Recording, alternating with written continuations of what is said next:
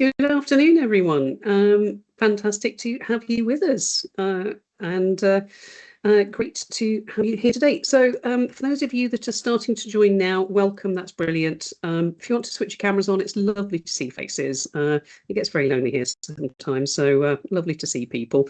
Please do share. That's fantastic. Thank you. And if we can start the ball rolling by introducing yourselves in the chat, say who you are, where you work, what you do, and also if you're interested in connecting with others, stick your LinkedIn in there as well if you're interested. It's really important that all these events are really good for connecting and networking and finding out others who are working on like-minded things or people who are in your region. So please do connect. And if you see anybody, give them a thumbs up or a love. Okay, so here we are. Thank you for joining us for this lunchtime session. I'm just going to do a very quick update while you introduce yourselves in the chat. So what's been going on with HPCA and what's coming up next. Just to say that we have a bit of technical difficulty at the moment. So our website is down today and we have problems with emails. So we're going to send you some links after the session that will link to the recording, also any links in association with the content from today's session, and also our events and other things that are coming up, which I'm going to mention now, but you can't register for because the website's down. So please do look out for the email when it does come through and have a look for those events that are coming up. Okay, fantastic. So for those that are new to the community, I'm Jo Stanford. I head up the Healthcare Project and Change Association. And we are here as a not-for-profit community interest company here to support the development of project and change capability across the health and social care sector. So as part of that, we have community of practice across England, Wales, Scotland, Northern Ireland, and across the regions in England. We also have some specific interest groups as well, covering key topics of things that are relevant both to the profession and the sector. So do have a look and register and link into your community if you aren't already doing so. We've got a lot of support to the profession around standards, capabilities, but also I'm particularly keen that we develop the workforce for the future, that we have recognition for us as a profession and standing among our peers, both clinical and non-clinical. So recognition for what we do as a kind of workforce and a skill set and how we can make that sustainable for the future. So things that are coming up. So these are coming up, and when you get the email through, please do have a look and register for them. As I said, you can't today, unfortunately. Hopefully that'll be fixed tomorrow. So we do have also on the 25th of August, so next week, we have Bryn Hodgkiss coming doing another storytelling community session, always fantastic sessions. It's really important that we connect with people and we learn how to tell the stories of the projects and the change that we're working on, because that's the hook that gets people engaged with us. So come and learn and share your storytelling with others in the community. 15th of September, we have a new specific interest group that we are setting up around ambient voice technology.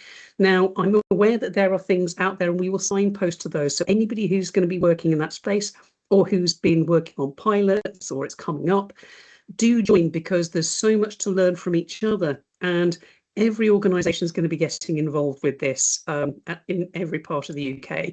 So if it's something that you're going to be involved with, it's worth coming along and finding out who's already trodden the path before and what you can learn from them, take from them, so that you don't have to reinvent the wheel and all that knowledge is shared as broadly as possible. 11th of November, we also have a session on AI apprenticeships with Projecting Success.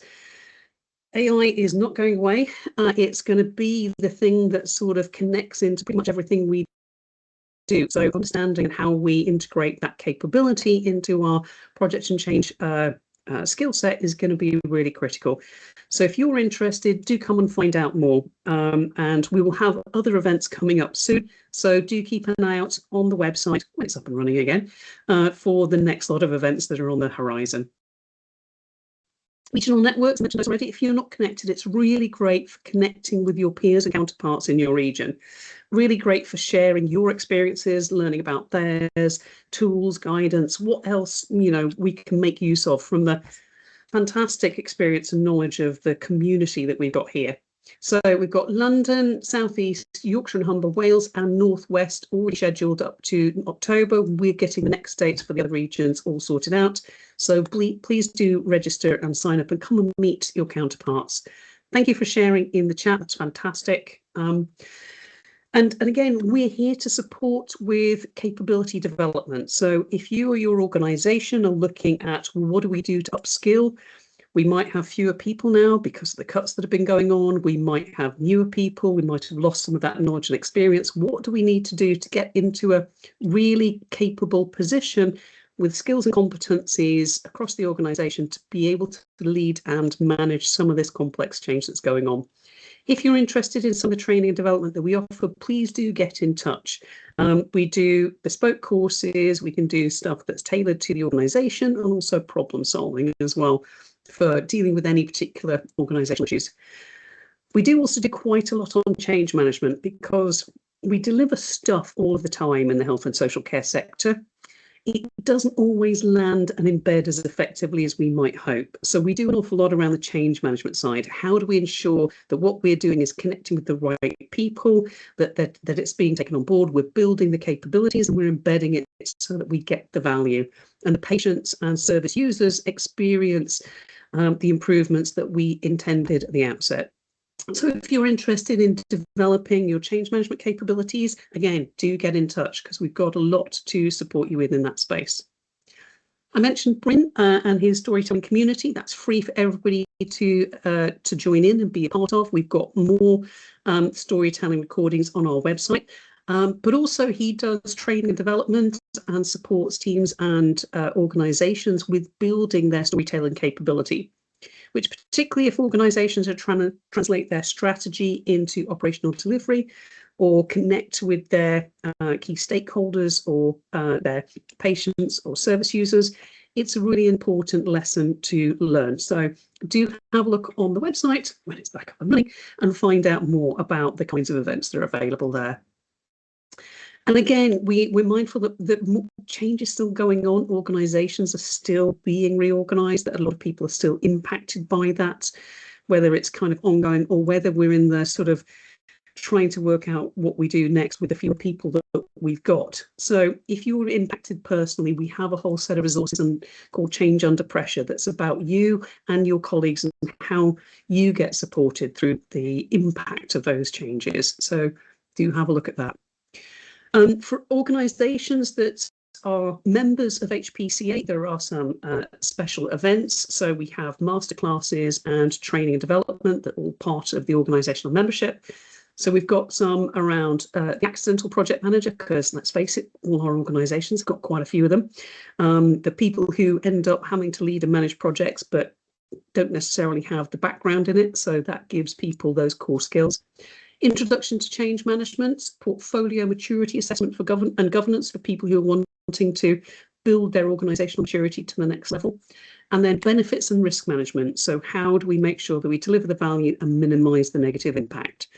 So those are all part of the organisational membership. And if you're interested in that, it comes with a whole set of other benefits and resources as well.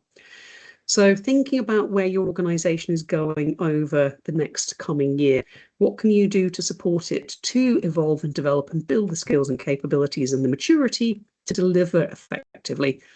And if you're interested, do get in touch. We can have a chat about what might suit you. Okay, so that's my blurb and my intro. So thank you very much for listening. I will now introduce you to our fantastic speaker for today.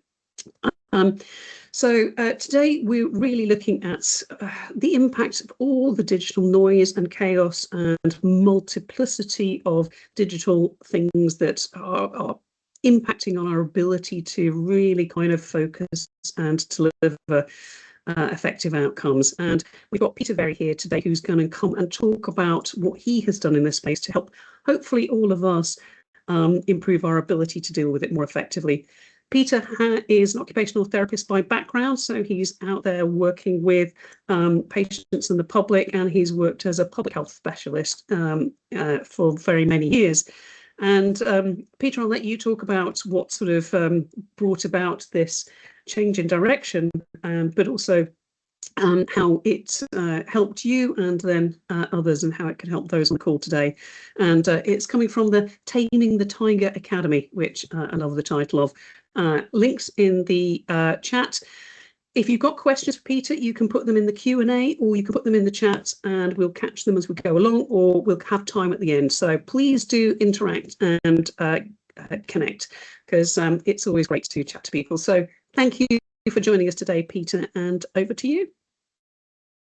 Thank you, Joe. Thanks for having me. And yes, good afternoon, everybody. That was a really nice introduction, Joe. As you rightly said, I've spent the last nearly 20 years, I guess, working within the public sector, specifically in the NHS originally, and then in local government as well as a public health specialist. So in that time, I've worked a heck of a lot in and with the NHS. So I understand your worlds to some extent, having worked a lot with primary care networks, a lot with ICBs, and a lot in actually shop floor as an occupational therapist too. So I guess for me, what I wanted to do today was talk you through some of the things I'd experienced in my working world in that time.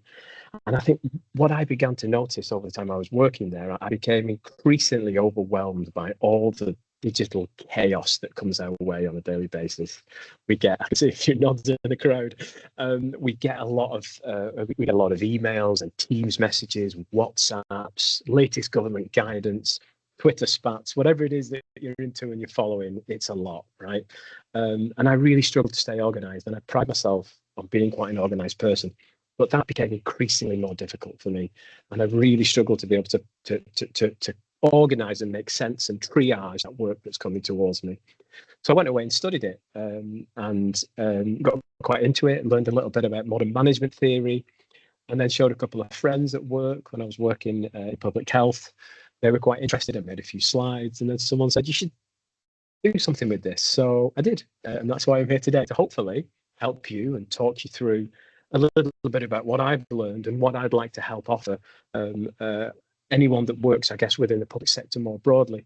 You might notice the flags behind me. I'm actually delivering a face-to-face session at Preston College today. So I'm in a classroom and I'm about to move next door at the end of this chapter to a face-to-face one. So quite a chaotic day, but I'll try my best to tame my tigers. So yeah, I wanted to run you through, I guess, some of the ideas that I had, and hopefully these are useful to you. And as we said, as Joe said at the beginning, please feel free to throw some questions in the chat or throw your hands up. I might not see them immediately, so I'm sure I'll get a nudge if they're in there, but please feel free to jump in. Can everyone see my slides on screen? So I've got a thumbs up from Joe. That's a good start. Excellent. So yes, I mean, I've been developing this work for about 4 or 5 years now, but only really began to do this, to turn this passion project into a reality in the last year or so. And I've been working a lot with senior leaders in NHS, in Rochdale, and across parts of Greater Manchester as well, working with lots of local government teams as well, to help them manage this chaos. And what I like to say is I want to help you conquer your inbox, improve focus, and unleash your potential. And this is usually delivered for me through face-to-face sessions. I do this with usually a group of up to 15 people. That's where I have the most effect, really, and to do that with people in a talk session. But I can do kind of wider kind of seminar-esque sessions as well to a bigger audience to talk about some of these broad concepts, a little bit of which I'm going to cover today as well. I also like to do detailed one-to-one sessions with senior leaders to help them focus on the strategic stuff as well, and try to tame that chaos and really focus on what matters, because we can get so much bogged down in all the admin of our working world. Speaking of which, there is actually data out there to suggest that we're spending nearly 58%, and that's not just in the public sector, that's globally. We're spending 58% of our time on work about work rather than work, if that makes sense. So that's all the administrative burdens of making your job a reality. And let's face it, you weren't employed to be professional email answerers. You were employed for your skills and talent and abilities in the work in what you do in your particular specialties. And what that does is it creates this really drowning effect for us, and really people are not drowning in work due to a lack of effort, or because or because there's not enough people in the organisation, which I know that there are some challenges with that, particularly given NHS reforms in your world at the moment. We're drowning because we're reacting. Our communication is very push rather than pull. And we're reacting instantly to things that are appearing on their desk because communication is much more instant now.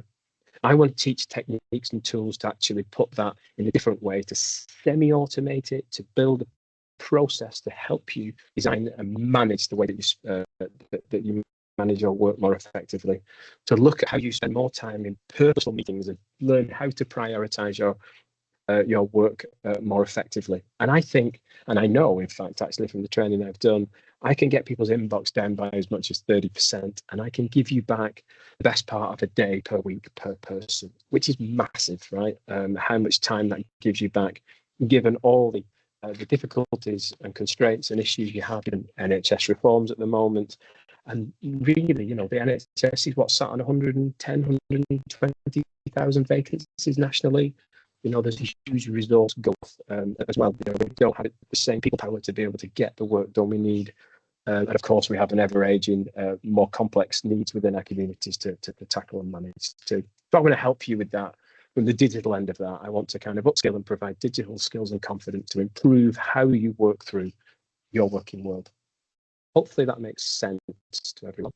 Again, please feel free to throw your hand up or ask any questions, and to give me a nudge if there's anything in there, Joe, I'll help you out mind, please.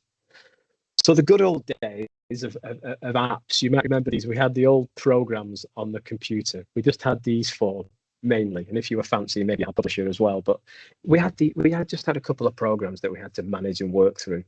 But now things have gotten a little bit more hectic, right? So Microsoft 365 has now appeared, which is a wonderful suite of, we now call them apps rather than pieces of software anymore.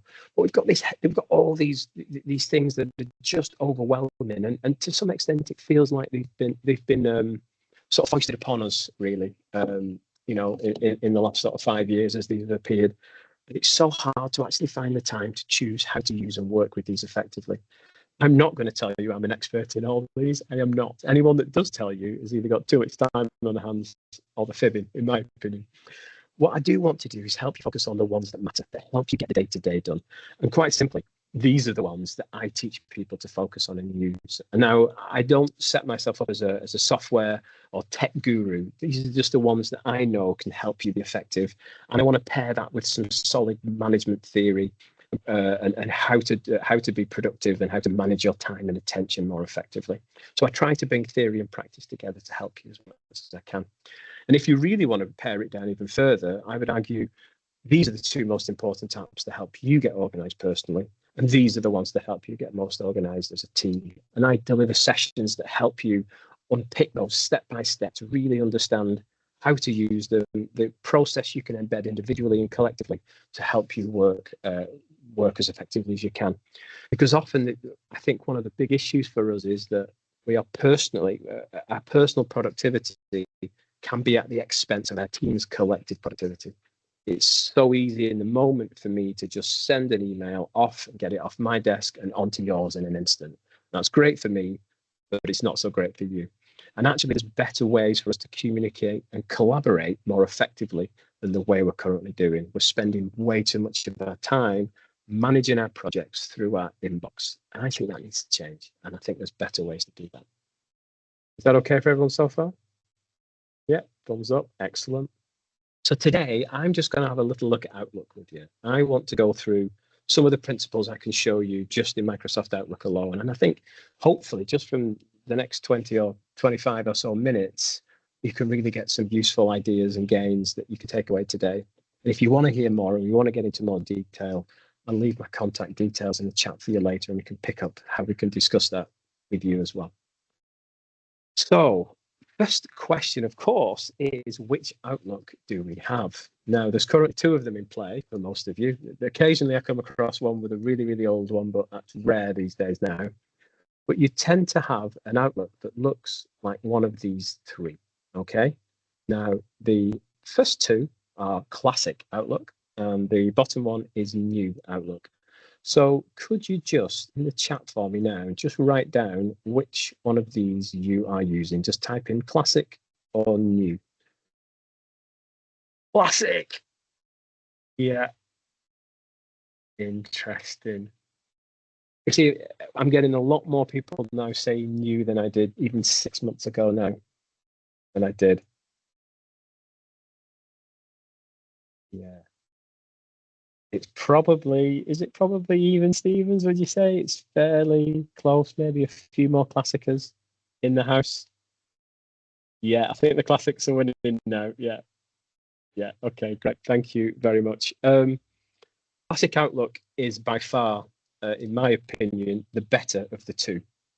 And the beauty of Outlook is, can you all see my slides, by the way? Lost the I've lost the preview of you all somehow, but anyway. Shout up if you can't see anything, by the way, if you can't see my slides. Yeah, so I think Classic is the best of the two.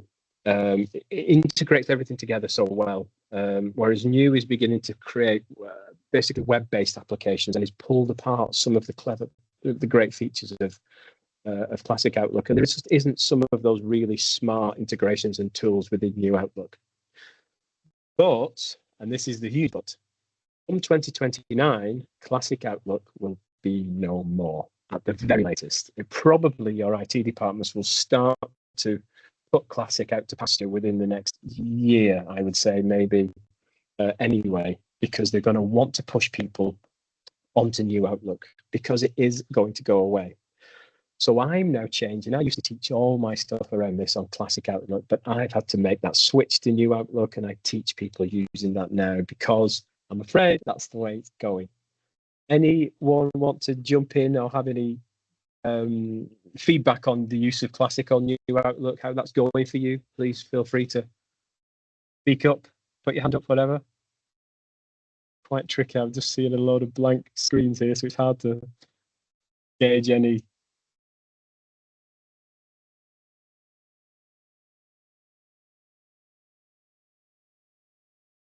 Yeah, I get that, Cat, completely. It is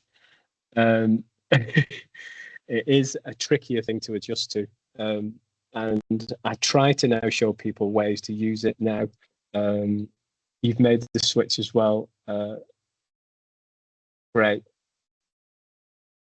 Fantastic. Thanks for sharing. So it's a tricky one really now to make that switch. I know it is because I've had to force myself into it this year, and there's so many things missing, I think, from the original one. So what I want to do today is show you a few ways of using New Outlook more effectively, because I'm afraid that is the way it's going to go. So you can cling on if you want till 2029, by all means, but it will disappear. So whenever you're ready to make that switch, I would recommend doing so. Okay. So moving on with that, the first thing I want to talk about is emails. The great thing about Microsoft Outlook is it's one place for your inbox, it's for your calendar, even a to-do list if people use those as well, and a contacts list. It's a great place to hold lots of information. But the downside of that is it's also a place where you hold lots of information, so you can inevitably get distracted by your inbox so easily. You're writing a report for somebody and you think, oh, I need that thing from John. He emailed it me last week. I've got to go into my inbox and find that thing. And as soon as you do, 20 new emails staring at you. Oh, you're often down rabbit holes, looking at all these different things, and you're distracted. Your attention has been taken away. And when you're in the zone, that beautiful kind of that flow state of focus, it can take you on average 23 minutes to return to that state once you've lost it. So it's really important to try and stay on track. And that's the hard bit, because our phones and our laptops are just trying their best to distract us all the time. So with that in mind, I've got my top 3 Outlook configuration suggestions, okay? If you listen to nothing else that I go on about for the rest of the day, please do listen to these. Step 1, turn off all new email notifications. Tip number 2, turn off all new email notifications. And for the love of God, if you do nothing else, please turn off all new email notifications. Let's try this together if you're brave enough. Now, a lot of people worry at this point about urgent emails that might appear. I've got something to cover you for that, so don't worry. But if you want to play along at home, give this a go. So if you go to your Outlook inbox now, and in the top right-hand corner, you'll find a settings gear icon. You press that, and then under the menu there, go to General, then Notifications, and then I would recommend you switch off everything under Mail notifications there. Your email is trying to distract you in 4 different ways all the time. First is the big banner at the bottom corner, okay? Then you get the mail icon, it makes a sound, and also your mouse flickers. You cannot possibly spend any time concentrating on anything that you're trying to do if you're constantly being distracted by new emails. The emails are coming in regardless. You can't help it. I say having those notifications is the digital equivalent of standing underneath your letterbox at home waiting for post to arrive. It's absolutely bonkers. Please, for the love of God, turn this off. And the one thing most people ever sort of thank me for and speak to me later about when I do this training is to do this, because it is such a big distractor. You might be panicking and thinking, yeah, but what if I get that really urgent email? So yes, I've got you covered for that. If you go to that settings icon again, and then under email and then rules, you can create a rule there. So if any email comes with one of those exclamation marks, it will set off all the bells and whistles. So it protects you against something urgent coming in. How does everyone feel about that as an idea? Done. Excellent. Well done, Claire. It's a game changer, says Kat. Excellent. Glad to hear it. Thanks for the warning. Yeah. Okay. Good. Yeah. I mean, you're not alone, Donna, in terms of, training and support. This isn't an NHS thing by any stretch. And I work with other sort of SMEs and other parts of the private sector too, and they all tell me the same. All these things have been foisted upon us, and without that kind of support, that's where I'm here for. That's exactly what I want to help you with. So by all means, let me know if you think there's opportunities to help you and your teams. Good. I'm glad you did that. Some of you may be a bit reticent, and I would understand why. It's a scary thing to do, but I promise you it will give you your life back. Okay. Fantastic. Moving on. So the key components of Microsoft Outlook, as they stood in Classic and in New now, are these 4. Okay, now I want to ask you a simple question. Which is the most important part of Microsoft Outlook? Now, in the chat, I want you to give me in the emojis, your reactions. I want you to give me an emoji based on which you think is the most important. So if you can see my emojis on the screen, I want you to pick that reaction and let me see what you think is the most important. Email is a thumbs up. Calendar is a heart, people is a clap, and to do is a laughing face. Thumbs up, heart. So it's a bit of a mix between emails and calendar at the moment. Yeah. To do, says Andy. Thumbs up in the chat is email. To do, says Rain. Good. Okay. Now, when I ask that question, usually I get normally a 50-50 split on email and calendar, because it makes sense. I mean, the email's where all the information comes in. That's where all the stress, all the jobs come in. The calendar is where you need to be. But actually, I want to try and convince you that the most important part of Outlook is the to-do list. So well done to those that put that down. Now, this is the most underutilized, typically, part of Outlook that people have, because you've got your own written to-do list, right? You've got you probably got it on a notepad, maybe you write it in a Word document. I've got a friend that's a teacher, and he sticks post-it notes on his computer, and when he's done them, he rips them up and throws them in the bin. But actually, when you think about it, the to-do list, regardless of how you keep it, is actually more important than your email, to be honest, because when you get an email, it's only when you read it, when you choose, that's when you choose whether it really matters and whether it's important to you. Think about when you come back from a holiday and you've got 200, 300, 400 emails, whatever it is. How many of those are actually actionable? A lot of that is just noise or FYIs or circular emails, right? So it's only when that matters it should go onto your to-do list, regardless of the form of your to-do list. All I want to convince you is that actually the to-do list on the computer is actually the most effective place to put that. Okay. So if you have a look, if you go and have a quick look on, and I'm going to speak new Outlook here as well. If you go and look at the side of your mailbox, if you open your Outlook inbox, you'll see a little icon at the top. That's a merged symbol of both a calendar and a tick. So what this does, it gives you a calendar and a to-do list flicked between one another. And you can turn this on, and this is a list of all the things that you might have in your to-do list. Now, if those of you are not familiar with to-do lists and haven't used them, at this point, you might be confronted with lots of red writing. Someone give me a thumbs up if you've got lots of red writing on the right-hand side of the screen. No, you're all good. Typically, what happens is you find you come back from holiday and you've got 200 emails or so, and then all of a sudden, you put lots of flags against some of those emails to remind you which ones are important, right? So now what you're faced with now, if you are seeing a lot of red writing and old tasks here, it's because you put those flags on those a while ago and never cleared them off. You might find ones going back 2, 3, 4, 5 years there. But this is your to-do list, okay? And to explain a little bit more about what the to-do list is, it's actually a combination of 3 different things. And I'm going to show you how to do that briefly shortly. But just to explain, the first part is you can flag emails, which you may have done before. You might be familiar with that. So when you highlight an email, there's a little place to put a flag on an email. And what you can do with that is you can just create a standalone flag, or you can create it with a date specifically when you want to do that particular task. And once you do that, it then appears in your to-do list. But I want you to stop doing that, because I want there's a bit of an issue with the way flags are set up in Outlook. And actually, they've got a bit of a lifespan, and there's a bit of a fault with them, in my opinion, and from my experience. So I teach people not to flag emails anymore. Instead, I ask them to do the second thing, is to create a task from an email. And I'll show you how to do that shortly. And the final part of the to-do list are tasks that you can either be assigned to you or you can assign to other people. But that's a bit of an advanced feature, very much outside of the scope of what we want to talk about today. So you can also open the to-do list separately in its own tab.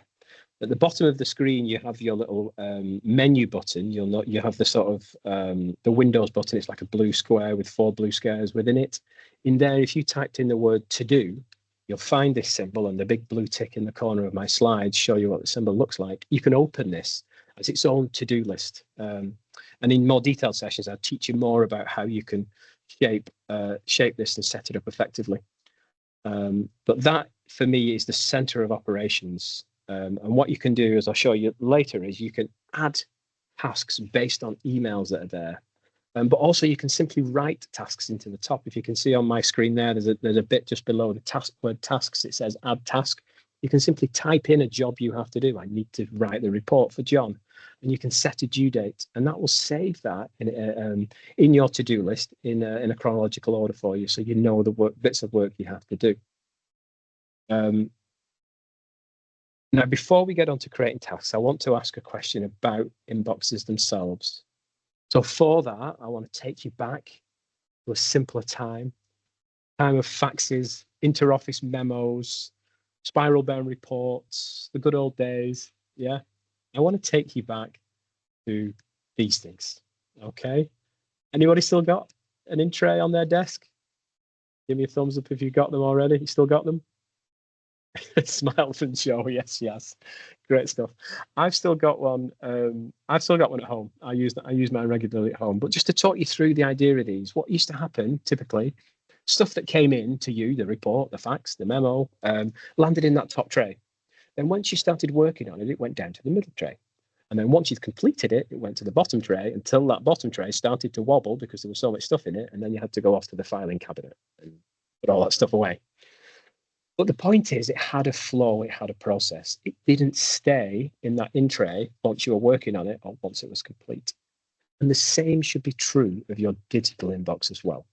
So your inbox should not be the place where you store your emails. A lot of you may be panicking at the moment because you've got thousands of emails in the inbox. Don't worry, I can show you how to deal with that in a future session if you wanted me to. It's a very easy fix. It should be the place, only a temporary holding place for emails that are unread. It shouldn't be for anything else other than that, okay? The other thing I always ask is about folders in Outlook. A lot of people have loads of folders within folders. And what I try to say to people is, what's the point of a folder? The point of a folder is to organize things. It's so that you can find the information again. We're trying to replicate these things, okay? And in those days, we had to be really careful about how we filed things because we had to thumb our way through the documents to find them, right? These days, Microsoft Outlook is such a powerful tool, particularly its search features, that you don't need to be as prescriptive and precise about how you're going to file things. I use an example from days when I was a sexual health commissioner in Salford, where I had an email I was looking at one day, and it was about chlamydia screening for teenage parents that, in a particular ward, and it came from a particular counsellor. I thought, right, where do I file this? I had a sexual health folder, I had chlamydia screening, I had a teenage pregnancy folder, I had a folder for the counsellor that I was working with, and I thought, where does this go? So your filing can be really subjective, and I would change my mind from one day to the next where to put it. So I would suggest, and also I should say, this is a really great video. I'll share these slides at the end to teach you how to use the search features of Microsoft Outlook, because it's a really powerful tool if you know how to use it. And often people struggle and say, I can't find that email. But actually learning some of those techniques should always recover your email quite quickly. And most of the time, just the name or the date should get you to where you need to get to anyway. So I think you don't need any of those folders, right? Which is a scary thing. I think you just need two. The first one, you've definitely got one of those, right? That's the inbox. That's where all the noise comes in. The second one, you also definitely have, but you might not use it. And that's the archive folder. So the archive folder, some people, the word archive conjures kind of an image of a very inaccessible place, like dusty boxes in an old warehouse or whatever. It's not that. It's just a folder in your Outlook. And it's the place where all emails that have been processed, don't need to be used anymore, can be sent to. You can archive it, and then it's out of your inbox once that's complete. And the other thing you need is the to-do list, which we've talked about already.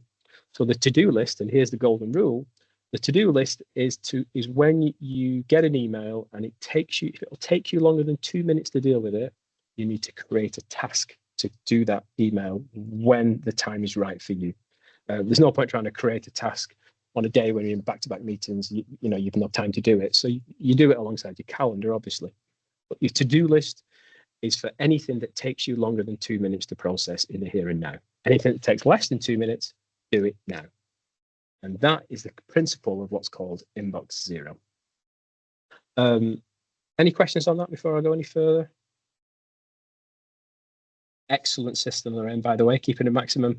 Now, an action folder is a really great way of doing it as well. I used to have an action folder to do mine, but I've streamlined it a little bit now, and I just purely use my to-do list instead of having an action folder. Then I don't have the extra step of them moving things once they've been deleted. But I really like the categorization as well. That's really nice. I'd like to chat more with you, Elaine.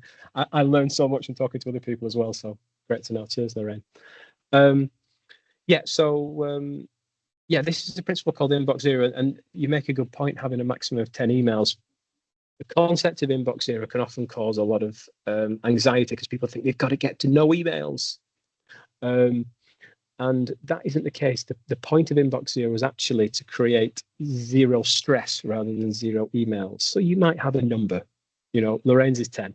You might have a number that you're comfortable with, that your inbox is when you feel on top of your work. And whatever that is, that's whatever it is. And I'd love to help you and explore more how I can sort of help you streamline that and use this system of inbox zero. A confidential folder. I'd like to talk more about that, Carl. Can we pick that up as a question at the end? Because that would be really useful. Remind me at the end if I don't remember, though. That'd be a useful one to chat through. Okay, so this is how you create a task from an email.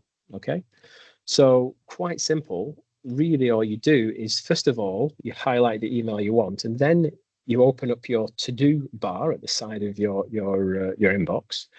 I always make sure it's set to planned at the top, if you can see where I've circled that. And then simply all you do is you just left click and drag it over towards your to-do list. You can give that a go now if you want. And what you notice is it splits your to-do bar into two pieces. It's got one at the top where you can create an event. So you can drag the email to create a meeting, or you can drag it down to create a task. And once you do that, it then adds it onto your list. And then all you've got to do then is right click on it and set the due date. So when are you going to do that particular task? And then once you've finished with that, you press the archive button and the email leaves your inbox. That's it. Any questions on that process? Do you want to try it now, see if it works? Give it a go and give me some feedback, see if it works. Pick an email you don't care about, and don't tell me you don't care about all your emails. Great.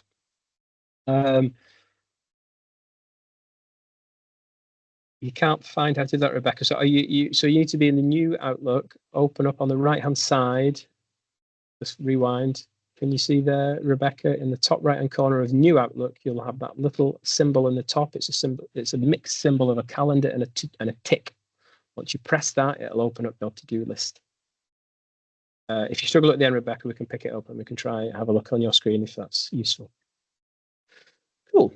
So I love a good workflow. I wanted to show you my first port of salvation when I was really struggling to manage my work was this chap, Fan Pham, from Agent Efficiency. He helped me just put this down into a workflow and helped me get organized. So I've got a lot to thank him for.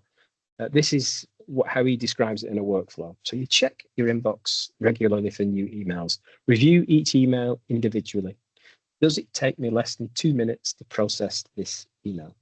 If it does, then do it now and then archive the email. If it takes me more than 2 minutes, then I'm going to create a task and then I'm going to move the email to archive. Because once I've created the task, the email is on my to-do list. But I should have shown you back there. If you notice on the thing if you look at my list of the tasks here, if you look at the one directly above it, can you see the little word says email above it? So it creates a link to that email. So if you're not sure what the task was you have to deal with, the little link that says email, you press that, it will open up the email and give you the description and context for what you were trying to do. So yeah, so all you do is create a task and archive the email and do that until your inbox is empty, if by magic, or down to whatever number is comfortable for you. Any questions? I'm just going to leave that workflow on for a minute. Any questions? I'll pick that up at the end, Andy. That's a big one, but I can pick that up with you, no problem. Any other questions or ideas? Andy?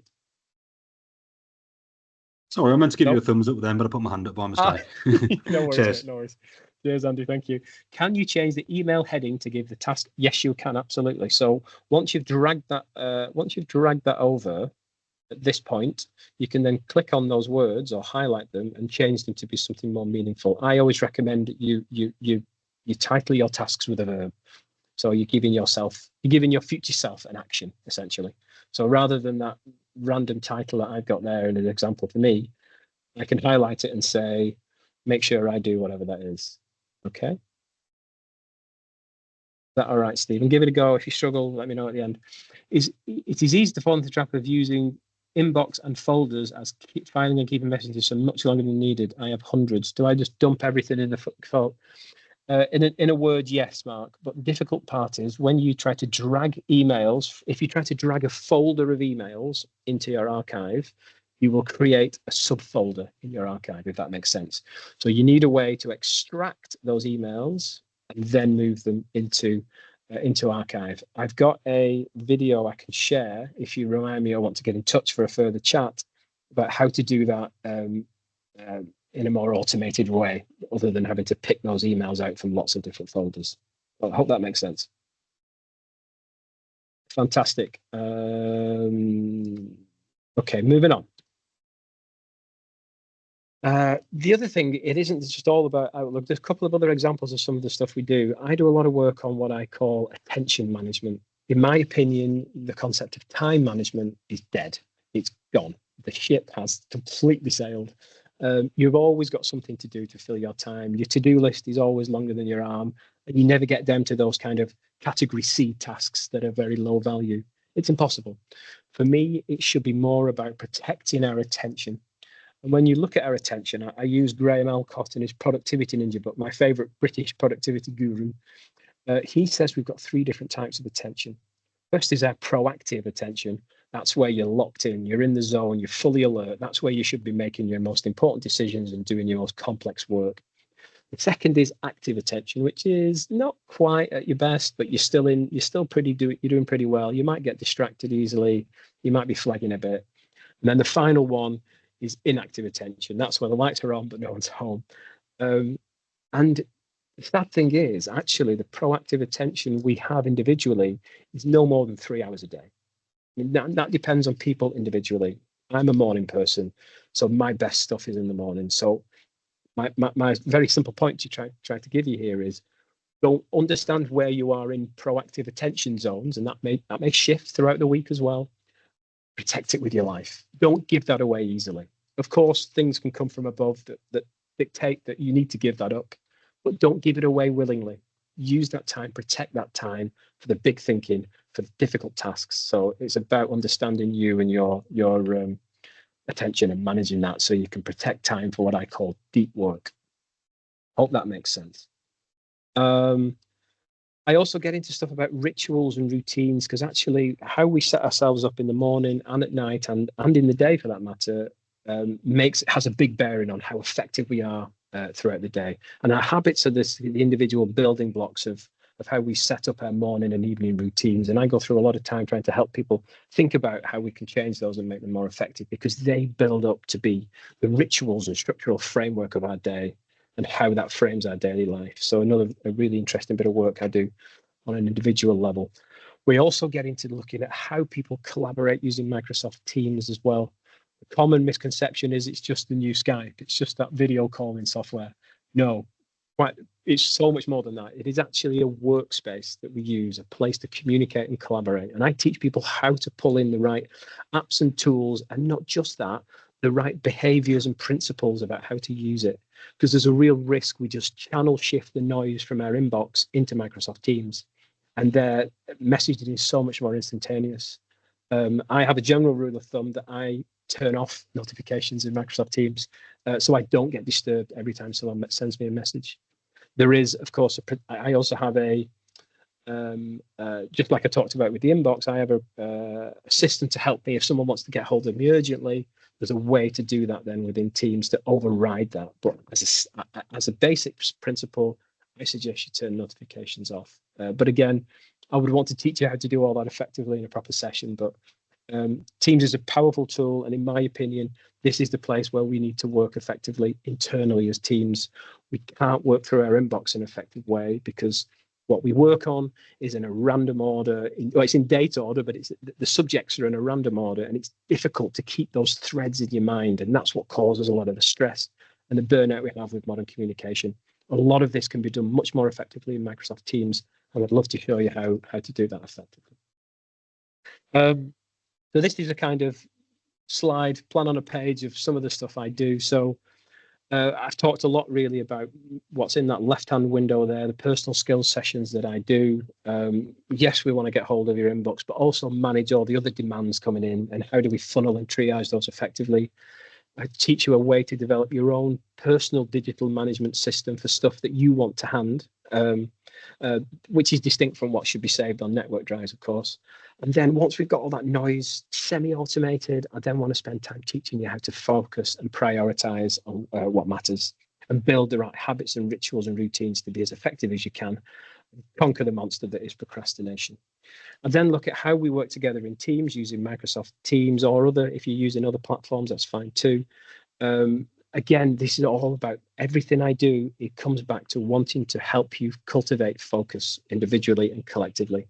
We are too distracted because we're trying to be productive individually, but are upsetting and distracting everybody else in the process. I want to teach you how to do that together as a team. And then I also offer senior exec and their support teams training sessions, because I think there's a lot more we can do about that delegation of responsibility between execs and senior admin teams to help the execs do the exec stuff. So all those three boxes help people managing the current chaos. But actually, the real big change is actually what's in the brown box, which is really, for me, a preventative upstream approach, very public health-like, about how we communicate and collaborate, because I think that's badly broken, and it requires a top-down policy and agreed approach for how we work effectively as teams. That can't be done bottom up with these training sessions across these three panels. It requires guardrails and rules and policies as organizations to decide what tools we use, when we use them, how we use them, to get the best out of our teams, to improve well-being, to improve how effective we are at what we do, and to reduce staff retention. And that's most of the things I'd like to talk about today. I have some fantastic feedback on the training. I've taken this from senior leaders in the NHS and directors of public health through to people shop floor in the NHS as well. And I've had some really kind feedback from that as well. So I'm very, very blessed to receive that from the people I've worked with. I'm keen to work with more people too. I'll leave this on the screen for a second. If you want to get in touch for an initial chat, my QR code is here, but I know we're going to put some stuff in the chat as well. So by all means, please get in touch. Happy to have a chat with you and how we can support you taming your tigers. So fantastic. Thank you so much, Peter. I was learning as we were going as well. So if you've got questions for Peter, stick your hands up, stick them in the chat. We've got some more minutes that we can make use of. But I actually learned something very useful because I use Planner as well as obviously in my inbox, and there was a question about that. And yeah, I was able to kind of work that out as well. So I don't know if you wanted to cover that or you wanted me to comment on that. I can try, Joe. So the answer is, if you set yourself up to use New Outlook, it works with Classic Outlook too, but it's a bit glitchy for want of a better explanation. If you use and you move over to New Outlook, any tasks that you create yourself in your personal to-do list will be mirrored across the planner, which is really useful. So actually, you can see any tasks you have in Planner, and the two of them cross over. They work simpatico. They both work beautifully. So you can see your Planner tasks in To-Do, and you can see your To-Do tasks in Planner. Anyone that's wondering I learned something Planner, useful. don't worry about it. You don't need to. Realizing that, which was I've got a lot of flagged emails, but I didn't actually tick them off. I just filed them. So I've got 308 flagged emails, which isn't the same as I've got 308 emails I need to do something with. But in the tasks, I noticed, so if I drag my Planner across, so to answer that question, the difference, let me expand that. So the difference was what it was showing. Now, previously with just using Planner, because I use it and I use it for training as well. So it shows me in the assigned to me bits, the things that I've set up as tasks. What I realized was if I click on the private tasks, there's the tasks I've set up on the task bit, but all will include everything. So in the not started bit, if I scroll down past the other ones, you'll start to see flagged emails. So that links in your flagged emails. If you go into it, the email is then the attachment, and you can then manage it alongside your other planned tasks. So that was fantastic because that was really useful for me to learn that. And I need to go back and tick off all of those flagged emails that are actually done. So yeah, that was really useful, particularly if you're doing project planning and you're using it for managing your project tasks as well as the stuff that's coming in and out of your email and your task list as well. So that's a winner from my point of view. Brilliant. I'm glad that worked. Yeah, absolutely. I think that's the great thing to notice. If the two of them work across one another, you can look at your Planner tasks and to do in Planner. They work really nicely together. Yes. So it's just about setting the view up to be as effective as you can for you. Yeah, absolutely. Thank you. And that was great learning for me. Andy, you've got your hand up. Ask your question. Hi, Andy. Yeah, so it's related. So that's my question in the chat around the Planner and To-Do and how that integrates. So I do use all of this stuff quite comprehensively, to be honest, but I've identified a limitation. So within Planner itself, you can set, so your Planner, your default plan is your plan, but you can set up plans within Planner. So I've got one I call AW Portfolio. That's where I keep a lot of my sort of higher level, I suppose, strategic stuff, PCN things that all my practices need to do. So there doesn't seem to me, unless I'm missing something, to be a simple way. So when I get an email, I want to drop that into my plan, my AW Portfolio specifically. And I don't think you can. Do you know of a way? No, I agree with you. I think the best, what you can do instead, can I share my screen and just show you what I would do with that? So it's more I do it the other way around now. So I'm sort of creating things in my plan, my AW Portfolio. And then if I want that to appear like sort of on the front page of my Outlook in my to-do, I have to add it to my day. And that's the only workaround I've found. That way around, yes. If you were going from your inbox to Planner, you can send the email to a plan. But there's a feature in there, so you can share it. That sounds like it might be the bit I'm missing. So I'm glad you understand what I mean. I do understand what you mean, and it is fiddly. So let's say I wanted to share this email. Yeah. In Outlook, you should have one of these buttons here called Share to Teams. Okay. Then once you do that, it allows you then to pick the channel where you want to share that to. So you can send the email to the particular channel, and then once it's in there, you can then create a task from the plan, from the message. Does that make sense? It does. So if you create a plan, does it always have an associated Teams channel set up with it? Depends where you set it up. So if you set it up inside the channel, then it will. If you set it up outside the channel, then it won't. That makes sense. It does. Yeah, it's not going to work for me then. Okay. Yeah, that's I set it where, up. Yeah. I mean, listen, Andy, I'd love to just, if you want to have a go sometime, have a chat through, see what see what it's set up. By all means, let me know. Yeah, great stuff. I'll reach out. Thank you. I appreciate that. Bless you. Cheers, Andy. Really useful, and thank you for that question, because again, it's something that others will deal with as well. So Carl's come back to his question about confidential folder. Yes, just tell me a bit more, Carl.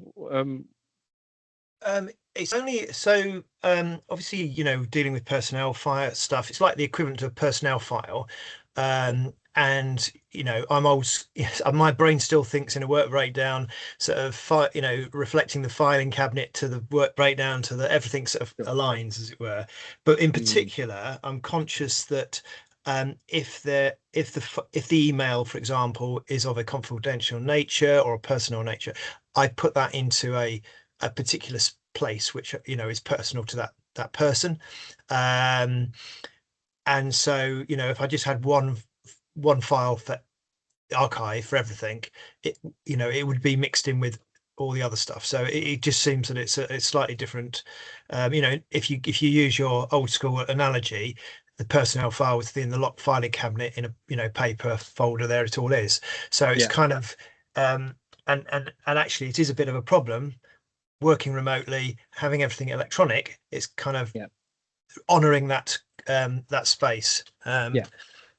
So I guess the first thing I would say is consult your local IT professional about the correct way you should be storing and saving that information to comply with all the GDPR, Caldecott, all the rest of it. If you're looking for a way, I do say don't have any folders, but you know, I don't want to completely discourage. If you do think you desperately need a folder for some particular reason, then by all means do that. It's almost archive general, archive confidential. Yeah, you know, it's So I think the first thing is check what the policy is, because I wouldn't like to advise you incorrectly. But if there was free reign there, then I would suggest yes, you can have a place. I would probably categorize those emails. Maybe that might be the way to go. So you might be familiar with colouring in your calendar with different colours. Yeah, I do that all the time. Those categories apply to your inbox as well. So you could create a category there that says confidential, maybe, or something, so you can distinguish. Yeah, that's the other way. Helpful. Yeah, you can export and save them. Of course, you could save them to a network drive, or you can export them into OneNote and other places to have them there a little bit more accessible, if that makes sense. Yeah. Okay, that's fair. No worries. Fantastic. Any more questions or comments for Peter? Stick your hand up, last chance. If not, all the things that we've covered today will be, the recording will be put onto our YouTube channel, so you can watch it again if you want to follow the steps as Peter talks through it. We're also going to share the slides from today and any of the links and references that he talks about. I put the link to the feedback form in the chat, if you can do that for us as well, because getting feedback on things like this and how useful these kinds of sessions are is really important about what we plan going forward. So if not, that's been fantastic. Thank you so much, Peter. I've certainly learned something. Hopefully everybody else has as well. Oh, bless you. And anything that helps us get through the day is frankly a bonus, isn't it, guys? So can we have a round of applause for Peter, and thank you very much, and we'll see you all again very soon.